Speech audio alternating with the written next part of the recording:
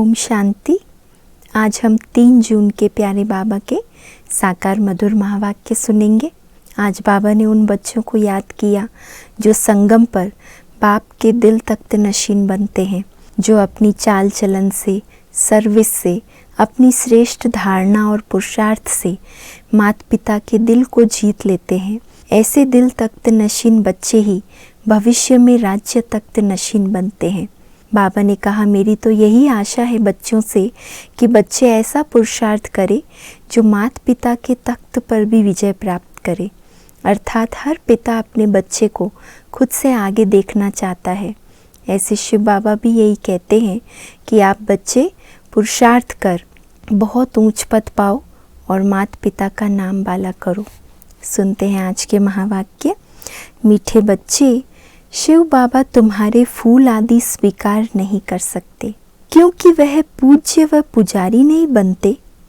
तुम्हें भी संगम पर फूल हार नहीं पहनने हैं, क्योंकि इस समय हमारी आत्मा भले पवित्र बन रही है पर शरीर तो पवित्र नहीं है। तो बाबा कहते, जैसे शिव बाबा ने कोई फूल आदि स्वीकार नहीं किया, ऐसे संगम पर आपको भी स्वीकार नहीं करना है। प्रश्न है, भविष्य राज्य तख्त के अधिकारी कौन बनते हैं? उत्तर है, जो अभी माता पिता के दिल तख्त को जीतने वाले हैं वही भविष्य तख्त नशीन बनते हैं। वंडर है, बच्चे माता पिता पर भी विजय प्राप्त करते हैं, मेहनत कर माता पिता से भी आगे जाते हैं। तो बाबा को ऐसे बच्चों को देखकर वंडर आता है कि देखो, बच्चे ऐसा पुरुषार्थ करते हैं जो माता पिता से भी आगे चले जाते हैं। और बाबा ने कहा, जो विशेष ये बात कि फूल स्वीकार नहीं करना है, लेकिन फूलों की दुनिया में मतलब स्वर्ग में चलने के स्वयं को लायक बनाना है। तो ऐसा हम पुरुषार्थ करें। गीत है, छोड़ भी दे आकाश सिंहासन, अब धरती पर आ जा रे। तो वही परमात्मा अब आकाश सिंहासन छोड़कर इस धरा को फिर से स्वर्ग बनाने आ गया है। ओम शांति। मीठे मीठे सिकिलथे बच्चों ने गीत सुना। इस गीत से सर्वव्यापी का ज्ञान तो उड़ जाता है। ये गीत में जो कहते हैं आकाश सिंहासन छोड़ के आओ, तो ज़रूर सर्वव्यापी का ज्ञान तो उड़ जाता है। याद करते हैं, अब भारत बहुत दुखी है। ड्रामा अनुसार ये सब गीत बने हैं। दुनिया वाले नहीं जानते, बाप आते हैं पतितों को पावन करने व दुखियों को दुख से लिबरेट कर सुख देने के लिए। बच्चे जान गए हैं वही बाप आया हुआ है। बच्चों को पहचान मिल गई है। स्वयं बैठ बतलाते हैं, मैं साधारण तन में प्रवेश कर सारी सृष्टि के आदि मध्य अंत का राज सुनाता हूँ। सृष्टि एक ही है, सिर्फ नई और पुरानी होती है। 2 सृष्टि नहीं है, लेकिन वही सृष्टि जब नई है तो उसे सतयुग कहा जाता है, और जब पुरानी है तो कलयुग कहलाती है। जैसे शरीर बचपन में नया होता है फिर पुराना होता है। नया शरीर, पुराना शरीर, 2 शरीर तो नहीं कहेंगे, है एक ही, सिर्फ नए से पुराना बनता है। वैसे दुनिया एक ही है, नए से अब पुरानी होती है।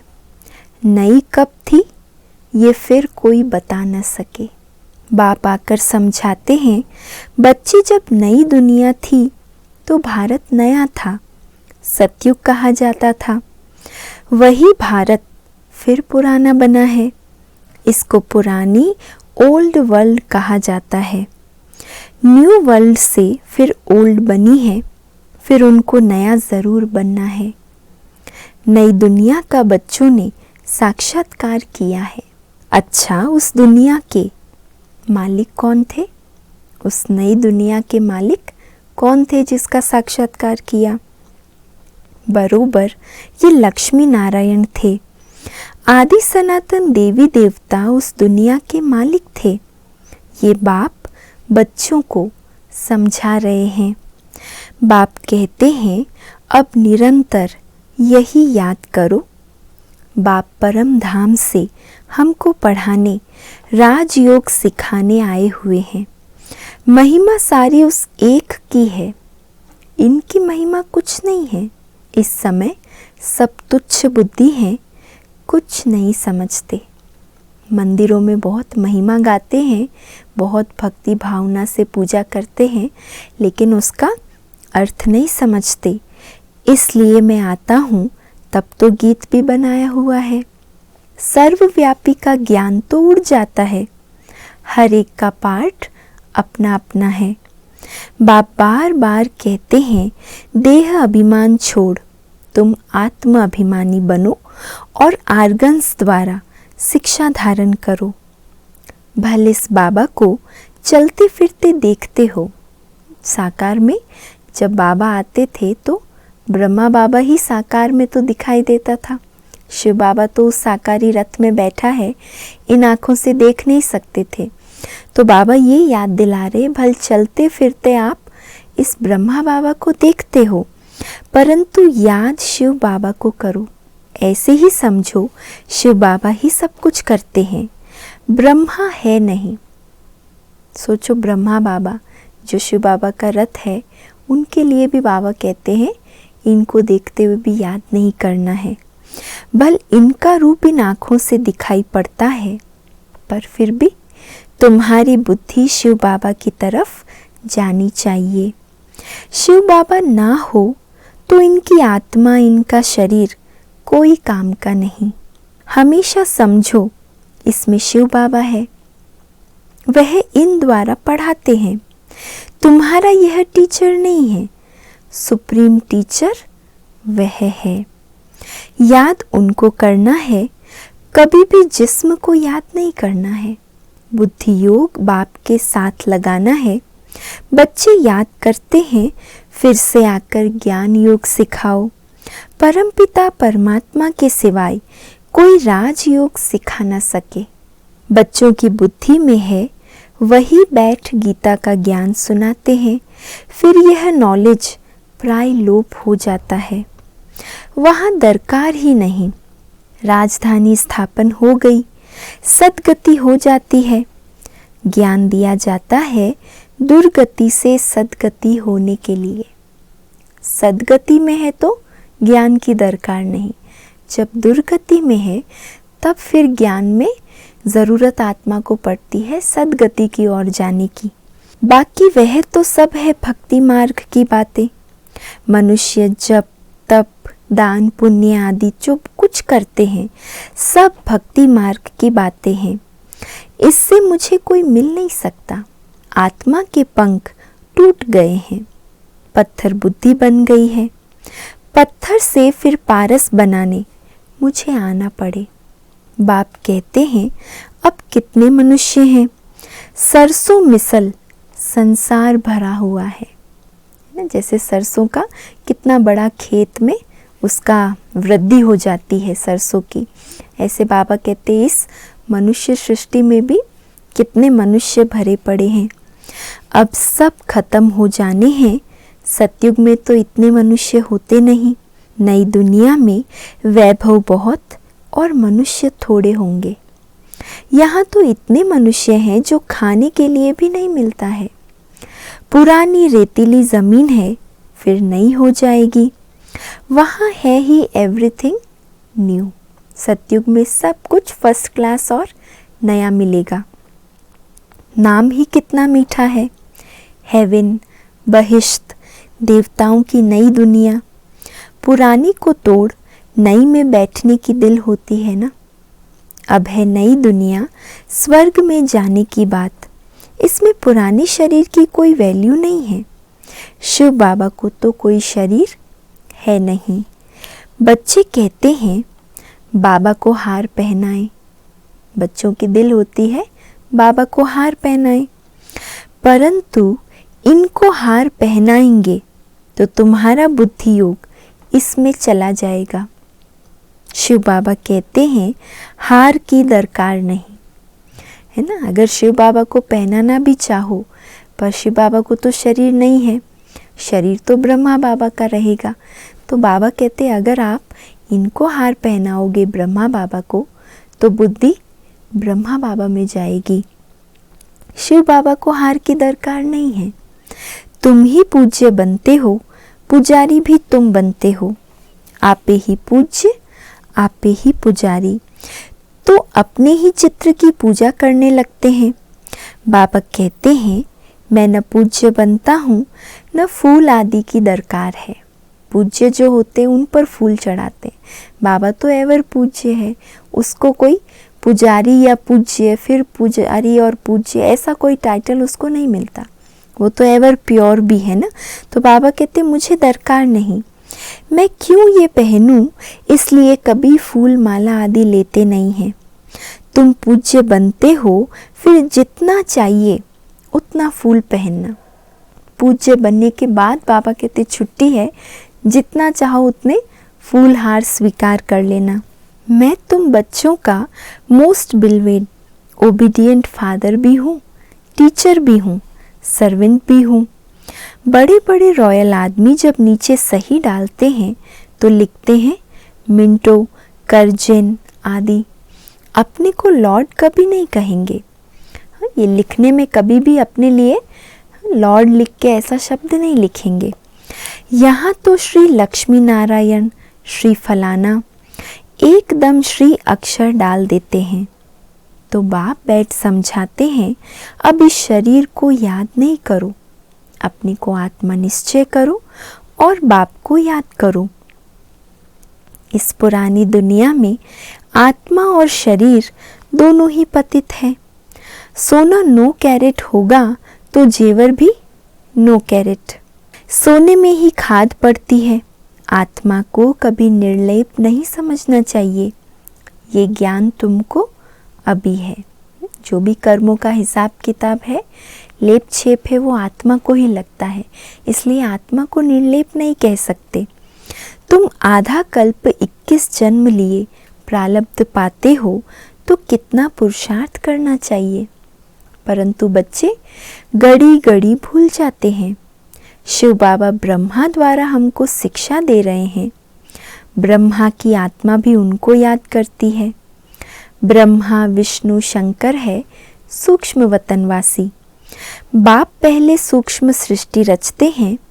निर्वाण धाम ऊंचते ऊंच धाम है। आत्माओं का निर्वाण धाम सबसे ऊंच है। एक भगवान को सब भक्त याद करते हैं, परंतु तमो प्रधान बन गए हैं। तो बाप को भूल ठिक्कर भित्तर सबकी पूजा करते रहते हैं। हम जानते हैं जो कुछ चलता है ड्रामा शूट होता जाता है। ड्रामा में एक बार जो शूटिंग होती है, समझो बीच में कोई पंछी आदि उड़ता है तो वही घड़ी घड़ी रिपीट होता रहेगा। जितनी बार भी ड्रामा प्ले करेंगे वो पंछी दिखाई देगा, क्योंकि रिकॉर्ड हो गया है। तो बाबा कहते वही घड़ी घड़ी रिपीट होगा। पतंग उड़ता हुआ शूट हो गया तो फिर रिपीट होता रहेगा। ये भी ड्रामा का सेकंड रिपीट होता जाता है। तो इसमें हमारे लिए भी सीखने की क्या बात है इस ड्रामा की बात में। बाबा हमें भी यही इशारा दे रहे कि इस समय आप जो पुरुषार्थ करेंगे, जो कर्म करेंगे, वही हर कल्प रिपीट होता रहेगा। ड्रामा में ये कल्पांतर की नूंद हो जाएगी। इसलिए बहुत सोच समझकर अटेंशन के साथ पुरुषार्थ करना है। शूट होता रहता है, ये बना बनाया ड्रामा है। तुम एक्टर्स हो, सारे ड्रामा को साक्षी हो, देखते हो। एक एक सेकंड ड्रामा अनुसार पास होता है। पत्ता हिला, ड्रामा पास हुआ। ऐसे नहीं पत्ता पत्ता भगवान के हुक्म से चलता है, नहीं, ये सब ड्रामा में नूंद है। इनको अच्छी रीति समझना पड़ता है। बाप ही आकर राजयोग सिखलाते हैं और ड्रामा की नॉलेज देते हैं। चित्र भी कितने अच्छे बने हुए हैं। संगम युग पर घड़ी का कांटा भी लगा हुआ है। सृष्टि चक्र के चित्र में खास जब संगम का समय है, उस युग के बीच वहाँ घड़ी का कांटा दिखाते हैं। कलयुग अंत सतयुग आदि का संगम है। अभी पुरानी दुनिया में अनेक धर्म हैं, नई दुनिया में फिर ये नहीं होंगे। तुम बच्चे हमेशा ऐसे समझो, हमको बाप पढ़ाते हैं, हम गॉडली स्टूडेंट हैं। भगवानुवाच, मैं तुमको राजाओं का राजा बनाता हूँ। राजे लोग भी लक्ष्मी नारायण को पूजते हैं, तो उन्हों को पूज्य बनाने वाला मैं हूँ। जो पूज्य थे वह अब पुजारी हो गए हैं। तुम बच्चे समझ गए हो, हम सो पूज्य थे, फिर हम सो पुजारी बने। बाबा तो नहीं बनते हैं, बाबा कहते हैं न मैं पुजारी हूँ न पूज्य बनता हूँ, इसलिए मैं न हार पहनता हूँ न पहनाने पड़ते हैं। फिर हम क्यों फूलों को स्वीकार करें? तुम भी स्वीकार नहीं कर सकते हो। कायदे अनुसार उन देवताओं का हक है, क्योंकि उनकी आत्मा और शरीर पवित्र है। फूल आदि स्वीकार करने का हक देवताओं का है, वही हकदार है फूलों के। वहाँ स्वर्ग में तो है ही खुशबूदार फूल। फूल होते ही हैं खुशबू के लिए, पहनने के लिए भी होते हैं। बाप कहते हैं अभी तुम बच्चे विष्णु के गले का हार बनते हो। नंबरवार तुमको तख्त पर बैठना है। जिन्होंने जितना कल्प पहले पुरुषार्थ किया है अब करते हैं और करने लग पड़ेंगे। नंबरवार तो है। बुद्धि कहती है फलाना बच्चा बहुत सर्विसेबल है। जैसे दुकान में होता है, सेठ बनते हैं, भागीदार बनते हैं, मैनेजर बनते हैं, नीचे वालों की भी लिफ्ट मिलती है। ये भी ऐसे है। तुम बच्चों को भी मात पिता पर जीत पानी है। तुम वंडर खाते हो, मात पिता से आगे कैसे जा सकते हैं? बाप तो बच्चों को मेहनत कर लायक बनाते हैं, तख्त नशीन बनाने लिए। इसलिए कहते हैं अब हमारे दिल रूपी तख्त पर जीत पहनने से भविष्य के तख्त नशीन बनेंगे। पुरुषार्थ इतना करो जो नर से नारायण बनो। ऐसा पुरुषार्थ करना है जो नर से नारायण बन जाए। एम ऑब्जेक्ट मुख्य है ही एक, फिर किंगडम स्थापन हो रही है तो उसमें वैरायटी पद है। तुम्हें माया को जीतने का पूरा पूरा पुरुषार्थ करना है।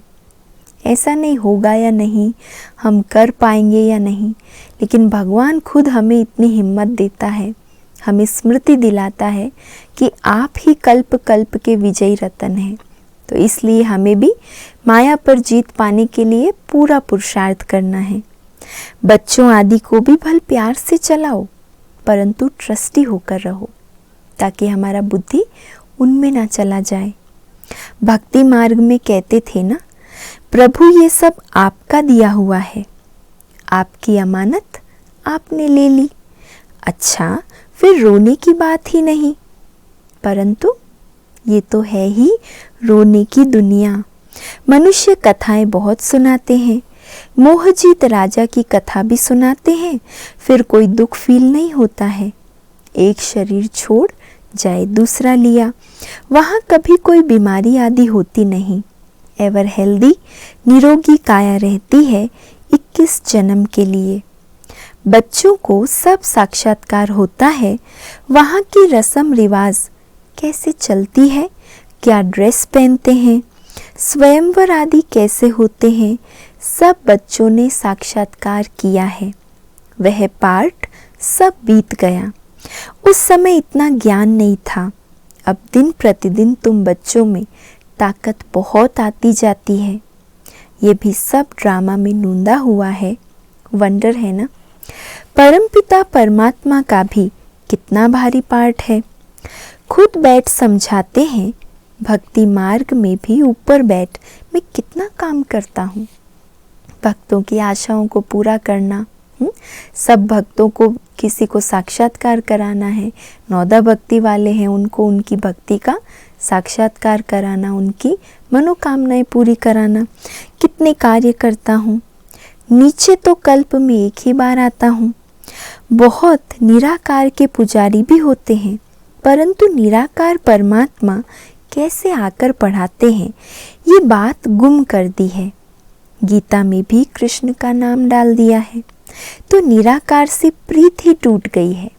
यह तो परमात्मा ने ही आकर के सहज योग सिखलाया और दुनिया को बदलाया। दुनिया बदलती रहती है, युग फिरते रहते हैं। इस ड्रामा के चक्र को अभी तुम समझ गए हो। मनुष्य कुछ नहीं जानते, सतयुग के देवी देवताओं को भी नहीं जानते, सिर्फ देवताओं की निशानियां रह गई है। तो बाप समझाते हैं, हमेशा ऐसे समझो हम शिव बाबा के हैं। शिव बाबा हमको पढ़ाते हैं। शिव बाबा इस ब्रह्मा द्वारा हमेशा शिक्षा देते हैं। शिव बाबा की याद में फिर बहुत मज़ा आता रहेगा। ऐसा गॉड फादर कौन है? वह फादर भी है, टीचर भी है, सतगुरु भी है। कई बाप बच्चों को पढ़ाते भी हैं तो वह ज़रूर कहेंगे हमारा यह फादर टीचर है, परंतु वह फादर गुरु भी हो, ऐसे नहीं होते। हाँ, टीचर हो सकता है, फादर को गुरु कभी नहीं कहेंगे। इनका ब्रह्मा बाबा का फादर टीचर भी था, पढ़ाते थे। वो है हद का फादर टीचर, ये है बेहद का फादर टीचर। तुम अपने को गॉडली स्टूडेंट समझो तो भी यह हो सौभाग्य। गॉड फादर पढ़ाते हैं, कितना क्लियर है, तो कितना मीठा बाबा है। मीठी चीज़ को याद किया जाता है। जैसे आशिक माशूक का प्यार होता है, उनका विकार के लिए प्यार नहीं होता है, बस एक दो को देखते रहते हैं। तुम्हारा फिर है आत्माओं का परमात्मा बाप के साथ योग। आत्मा कहती है बाबा कितना ज्ञान का सागर, प्रेम का सागर है। इस पतित दुनिया पतित शरीर में आकर हमको कितना ऊंच बनाते हैं। गायन भी है, मनुष्य से देवता कि ये करत न लागी वार। सेकंड में वैकुंठ में जाते हैं, सेकंड में मनुष्य से देवता बन पड़ते हैं। ये है एम ऑब्जेक्ट, उसके लिए पढ़ाई करनी चाहिए। गुरु नानक ने भी कहा है ना, मूत पलिती कपड़ धोए, लक्ष्य सोप है ना। बाबा कहते हैं मैं कितना अच्छा धोबी हूँ। तुम्हारे वस्त्र, तुम्हारी आत्मा और शरीर कितना शुद्ध बनाता हूँ। तो इनको, दादा को कभी याद नहीं करना है। ये सारा कार्य शिव बाबा का है, उनको ही याद करो। इनसे मीठा वो है। देखो बाबा, हम बच्चों की बुद्धि ब्रह्मा बाबा में भी ना चली जाए, उसके लिए बाबा को कितना याद दिलाना पड़ता है कि ये कार्य शिव बाबा का है। ज्ञान का सागर शिव बाबा है, प्यार का सागर शिव बाबा है, मीठे ते मीठा वही है, इसलिए उनको ही याद करो। आत्मा को कहते हैं तुमको इन आँखों से ये ब्रह्मा का रथ देखने में आता है, परंतु तुम याद शिव बाबा को करो। शिव बाबा इनके द्वारा तुमको कौड़ी से हीरे जैसा बना रहे हैं। अच्छा, मीठे मीठे सिकी लधे बच्चों प्रति माता पिता बाप दादा का याद प्यार और गुड मॉर्निंग। रूहानी बाप की रूहानी बच्चों को नमस्ते, और हम सब रूहानी बच्चों की रूहानी माता पिता बाप दादा को याद प्यार, गुड मॉर्निंग और नमस्ते। आज धारणा के लिए मुख्य सार में पहली पॉइंट है, बाप के दिल रूपी तख्त पर जीत पाने का पुरुषार्थ करना है। परिवार में ट्रस्टी रहकर प्यार से सबको चलाना है, मोह जीत बनना है। दूसरा है, योग बल से आत्मा को स्वच्छ बनाना है। इन आँखों से सब कुछ देखते हुए याद एक बाप को करना है। यहाँ फूल हार स्वीकार ना कर खुशबूदार फूल बनना है। स्थूल में फूल आदि स्वीकार नहीं करना है, लेकिन स्वयं को ऐसा खुशबूदार गुणों से भरपूर फूल बनाना है। आज का वरदान है, अपनी चंचल वृत्ति को परिवर्तन कर सतो प्रधान वायुमंडल बनाने के जवाबदार श्रेष्ठ आत्मा भव। अपनी चंचल वृत्ति को परिवर्तन कर सतो प्रधान वायुमंडल बनाने के जवाबदार श्रेष्ठ आत्मा भव। जो बच्चे अपनी चंचल वृत्तियों को परिवर्तन कर लेते हैं वही सतो प्रधान वायुमंडल बना सकते हैं, क्योंकि वृत्ति से वायुमंडल बनता है। वृत्ति चंचल तब होती है जब वृत्ति में इतने बड़े कार्य की स्मृति नहीं रहती। अगर कोई अति चंचल बच्चा बिजी होते भी चंचलता नहीं छोड़ता है तो उसे बांध देते हैं। ऐसे ही यदि ज्ञान योग में बिजी होते भी वृत्ति चंचल हो तो एक बाप के साथ सर्व संबंधों के बंधन में वृत्ति को बांध दो। कितना अच्छा बाबा एक्सप्लेन कर रहे कि कई बार ज्ञान योग में बिजी होते भी वृत्ति की चंचलता खत्म नहीं होती। तब क्या करो, एक बाप के साथ सर्व संबंधों के बंधन में वृत्ति को बांध दो तो चंचलता सहज समाप्त हो जाएगी। स्लोगन है, अलबेलेपन की लहर को समाप्त करने का साधन है बेहद का वैराग्य। अलबेलेपन की लहर को समाप्त करने का साधन है बेहद का वैराग्य। और आज का व्यक्त इशारा है, जैसे शारीरिक हल्केपन का साधन एक्सरसाइज है, वैसे आत्मिक एक्सरसाइज योग अभ्यास द्वारा अभी अभी कर्म योगी अर्थात साकारी स्वरूपधारी बन साकार सृष्टि का पार्ट बजाना, अभी अभी आकारी फरिश्ता बन आकारी वतनवासी अव्यक्त रूप का अनुभव करना, और उसके बाद अभी अभी निराकारी बन मूल वतनवासी का अनुभव करना, अभी अभी अपने राज्य स्वर्ग अर्थात वैकुंठवासी बन देवता रूप का अनुभव करना। ऐसे बुद्धि की एक्सरसाइज करो तो सदा हल्के हो जाएंगे। अभी अभी साकारी कर्म योगी, फिर आकारी फरिश्ता स्वरूप, फिर निराकारी आत्मिक स्वरूप, तो कभी स्वर्गवासी देवी देवताई स्वरूप। ऐसे बुद्धि की एक्सरसाइज करो तो सदा हल्के हो जाएंगे, पुरुषार्थ की गति तीव्र हो जाएगी। अच्छा, ओम शांति।